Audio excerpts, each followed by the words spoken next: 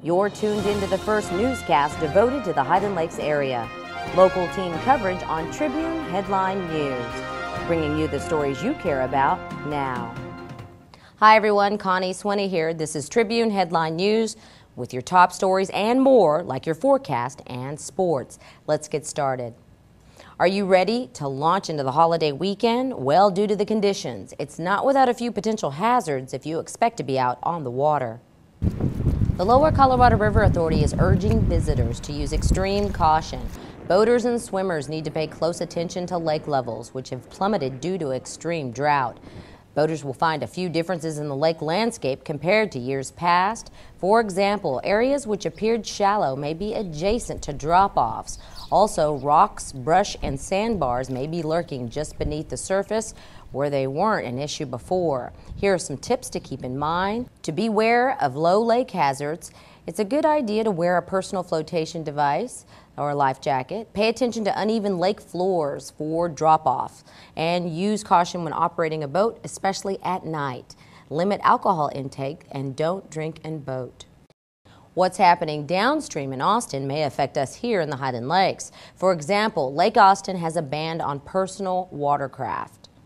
That means there's a potential for more of them making their way to our area. Crowded waterways could become an issue. Shooting off fireworks is banned in LCRA parks. The sale and use has been prohibited in the outlying areas of Burnett and Llano counties due to the fire danger. More on fireworks. The drought has prompted a ban on the sale and personal use of fireworks. However, several local shows are still scheduled. I have a list for you later in the show.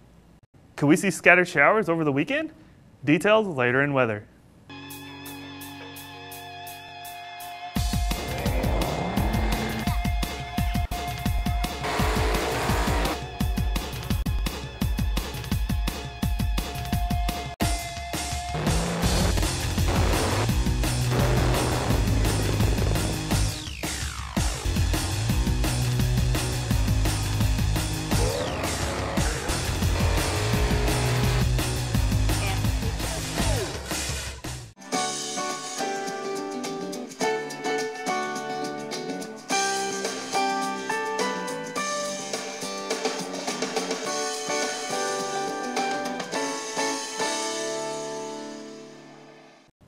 Welcome back.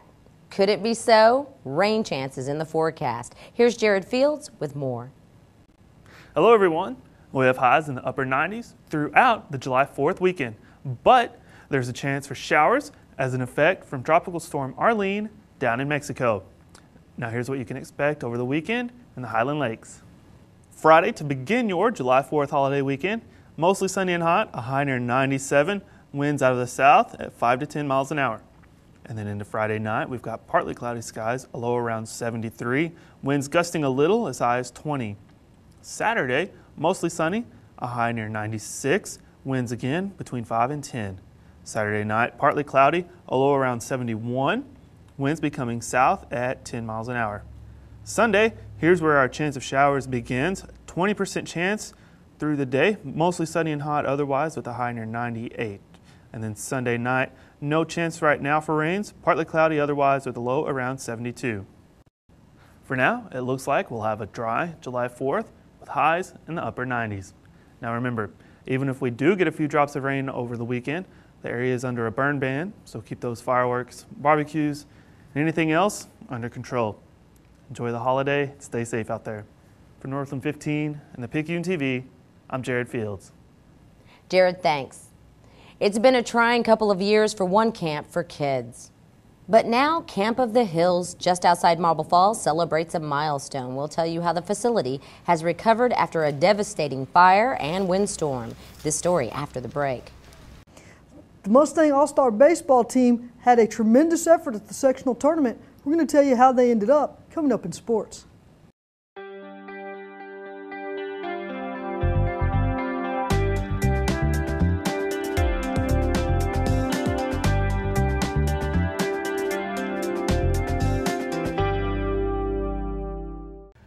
We are established.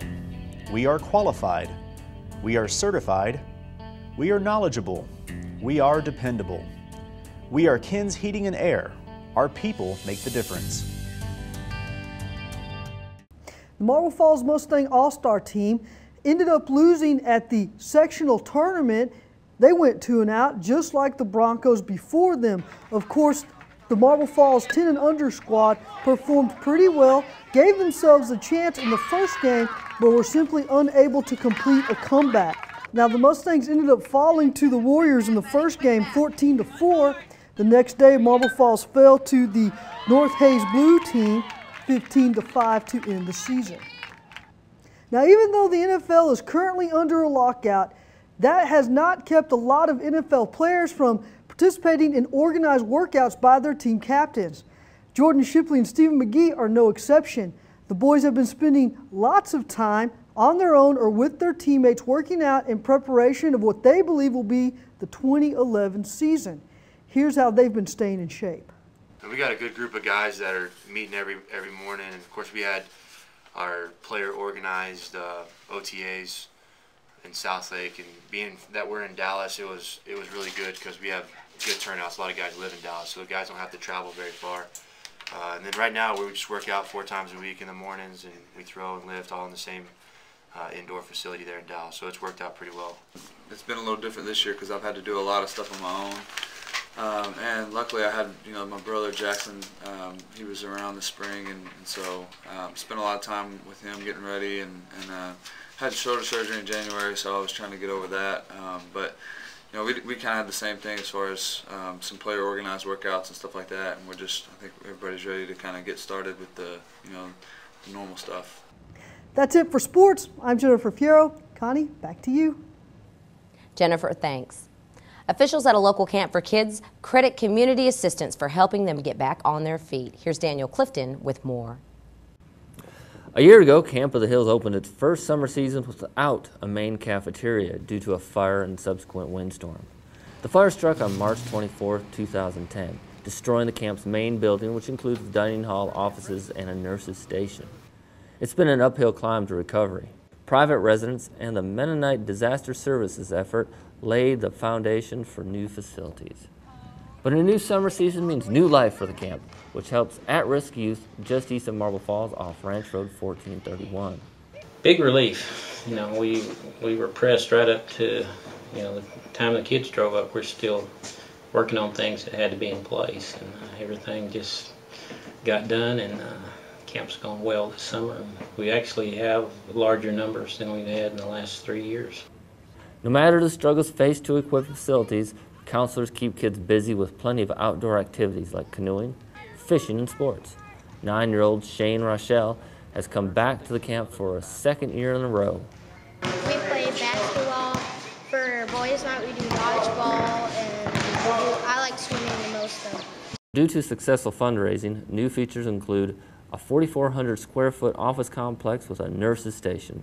The camp is serving about 200 meals per day using a new cafeteria and dining hall. Even before the fire, we were cramped for space, and the building we built was just kind of as we had to and as we had funds. And the new buildings work so much better, and they give us a lot more options.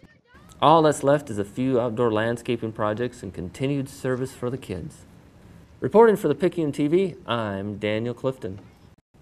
In our next headline, despite the conditions, local communities are still on schedule for fireworks celebrations. In Marble Falls, the community fireworks event launches at 5 p.m. on Monday, July 4th, with live music at Lakeside Park and the Pavilion on Lake Marble Falls. The fireworks show will start between 9:15 and 9:30. There's lots of fun activities for the family, too. Access our Facebook page on thepicayunetv.com to find out the schedule of live music for the Marble Falls Community Fireworks event. And in Kingsland, the community is hosting the largest fireworks celebration in the Highland Lakes with Aqua Boom 2011. Activities include everything from children's and adult parades to a wacky raft contest and wakeboarding competition. All on or just off Ranch Road 2900, where Lake LBJ and the Llano River converge. You can go to our YouTube page for a complete list of Aqua Boom events through the weekend. Click on the latest episode of the Picayune Roundup. The Aqua Boom fireworks display is Monday, July 4th at 9:30 in Kingsland. A couple of more celebrations to tell you about this weekend. These are shooting off early. Horseshoe Bay fireworks are scheduled for Sunday night, July 3rd, while the Llano Rockin' River Fest will launch its community display on Saturday, July 2nd. Those were your headlines. Thanks for watching. I'm Connie Swinney.